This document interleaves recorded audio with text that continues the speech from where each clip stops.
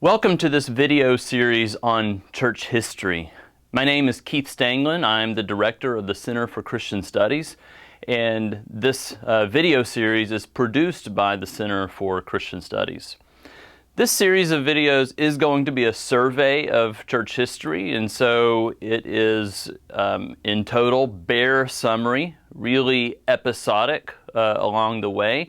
And at the end of all of this, I would say we're barely scratching the surface of church history.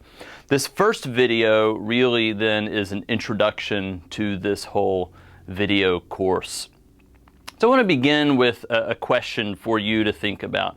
What do you think about when you hear the word history? Like, what words and ideas or even memories come to mind when you think about history? Well, for some people, they are history buffs, and so they naturally really love history. They're always wanting to know more about history. For many others, I've noticed in my years of teaching history that they have a real sort of aversion to history. I think a lot of that is probably due to bad history classes they had maybe in middle school or high school.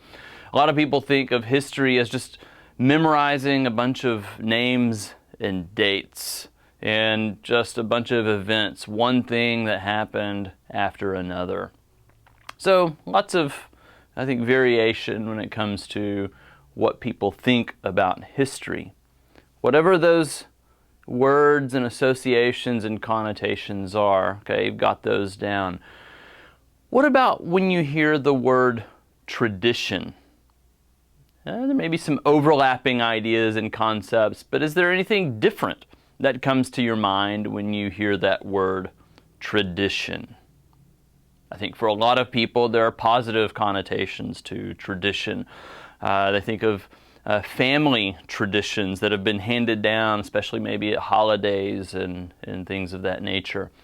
For others, especially in churches, I think maybe that word tradition has a negative connotation.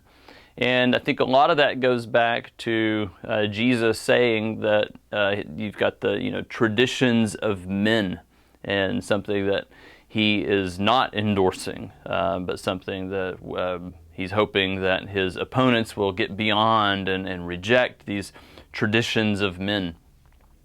Well, the word tradition simply means something handed down or handed over.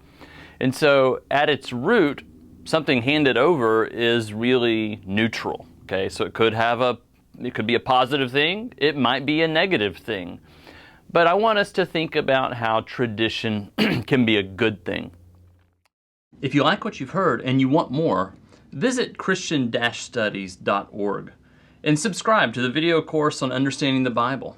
And while you're there, check out our journal and other content from the Center for Christian Studies.